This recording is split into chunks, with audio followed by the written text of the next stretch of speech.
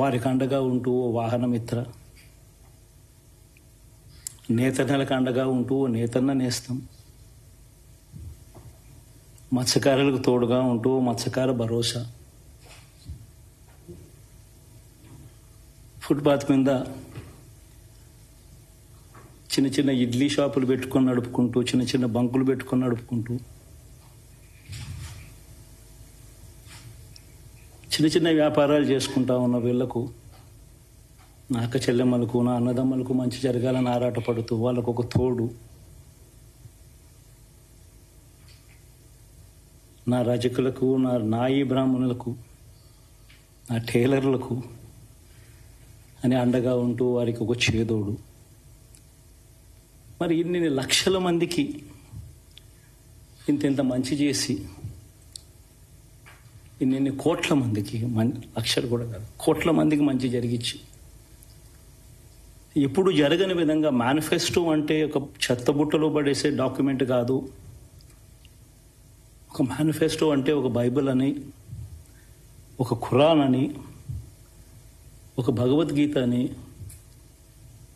మొట్టమొదటి రోజు నుంచి కూడా భావిస్తూ ఏకంగా 99% వాగ్దానాలు అమలు చేసి,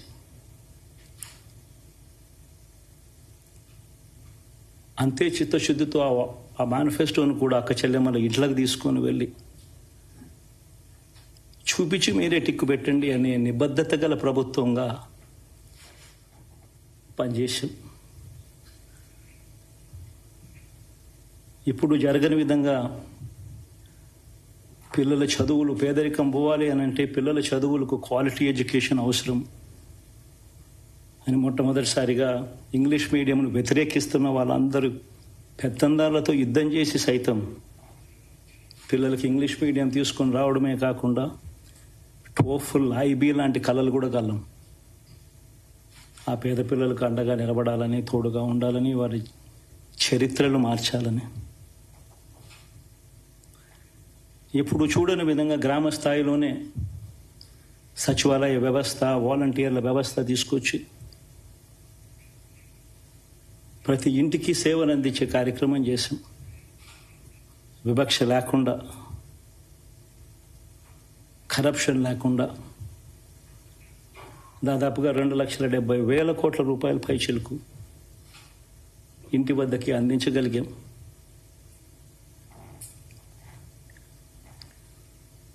ఇప్పుడు చూడని ఈ మార్పులు తీసుకురావడమే కాకుండా ఒక చదువుల రంగం అయితేనేమి, ఒక విద్యారంగం, ఒక వ్యవసాయ రంగం అయితేనేమి, ఒక వైద్య రంగం అయితేనేమి, ఏ పేదవాడు ఎప్పుడూ ఇబ్బంది పడకూడదు అని ఎప్పుడు ఊహించని విధంగా మార్పులు తీసుకొస్తూ పేదవాడికి అండగా నిలబడగలిగాం. విమెన్ ఎంపవర్మెంట్ అంటే ఇది, మహిళా సాధికారత ఇది అంటే ఇది అని ప్రపంచానికి చాటి చెప్పగలిగాం. సోషల్ జస్టిస్ అంటే, సామాజిక న్యాయం అంటే ఇది అని ప్రపంచానికి చూపించగలిగాం. మరి ఇన్ని గొప్ప మార్పులు చేసిన తర్వాత, ఇన్ని కోట్ల మందికి మంచి జరిగిన తర్వాత మరి అభిమానం ఏమైందో, ఆప్యాయత ఏమైందో తెలీదు.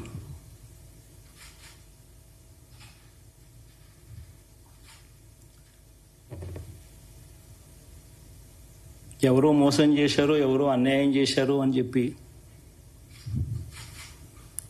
అనొచ్చు, కానీ ఆధారాలు లేవు.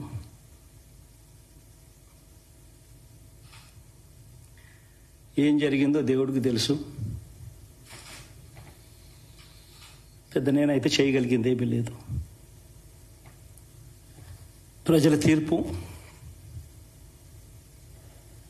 తీసుకుంటాం, కానీ మంచి చేయడానికి మాత్రం ప్రజలకు తోడుగా ఖచ్చితంగా ఉంటాం.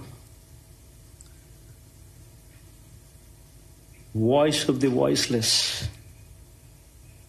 కింద ఈ పార్టీ తాను చేయాల్సిన పని తప్పకుండా చేస్తుంది. పేదవాడికి అండగా ఉండే కార్యక్రమంలో ఎప్పుడూ కూడా పేదవాడికి తోడుగా ఉంటూ గలం విప్పుతుంది, పేదవాడికి అండగా నిలుస్తుంది.